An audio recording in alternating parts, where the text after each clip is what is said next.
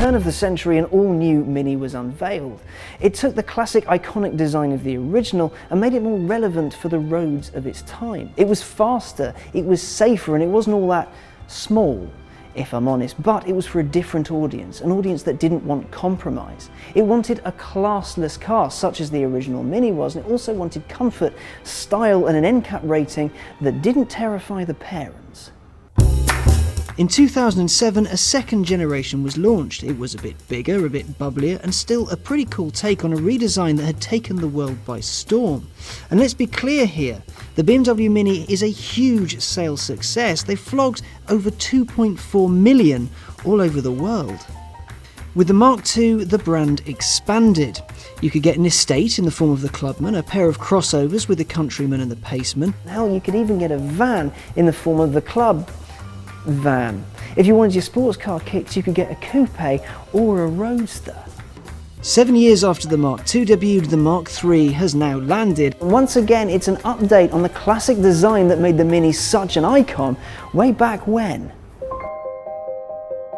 As before, there's big lights, a grille in the traditional Mini shape, a short bonnet, and its wheels are pushed to the very edge of each corner.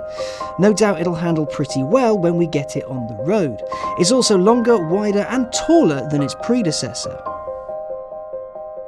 Inside, it's still classic Mini, but with a little bit of a modern twist. You see the central hub here, the speedo has gone from it. You can only have it above the steering wheel, and in my mind that's actually quite a good thing, because it means your mum or your passengers can't see how fast you're going. It also means this is purely reserved for infotainment, and it's got a few quirky little features. For example, you see this ring around the outside? Well, that's chock full of LEDs, and it doubles as your parking sensor, so green for good, amber for steady on, you're getting a bit close, and red for the love of God, stop, you're going to bend the car. And it also lets you know what driving mode you're in, so you've got sport, eco, or normal.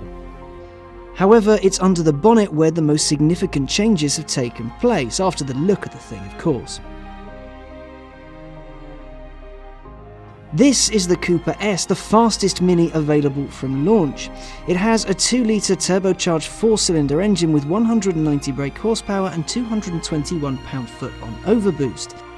0 to 62 happens in just 6.8 seconds, and its top speed is 146 miles an hour. And you've got to think that it manages all of that while also achieving 49 miles per gallon, in the UK at least. Now, the Cooper and Cooper D models, also available from launch, don't come with 4-cylinder engines as they used to. Now they come with 1.5-litre turbocharged 3-cylinder engines. The Cooper puts out 134 brake horsepower and manages the 62 run in less than 8 seconds, and it drinks a gallon of fuel for every 62 miles. That's pretty impressive. The Cooper D emits just 98 grams per kilometre of carbon dioxide and manages nearly 81 miles to the gallon. The new Mini is proof that it's not only a luxurious wee beast, but it's also a fairly green one too.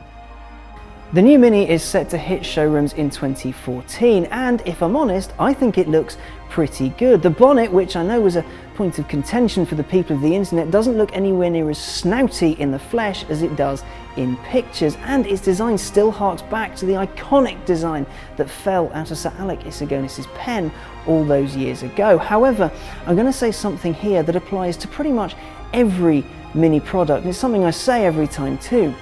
It honestly doesn't matter what I think about it, because you're all going to buy it by the truckload anyway.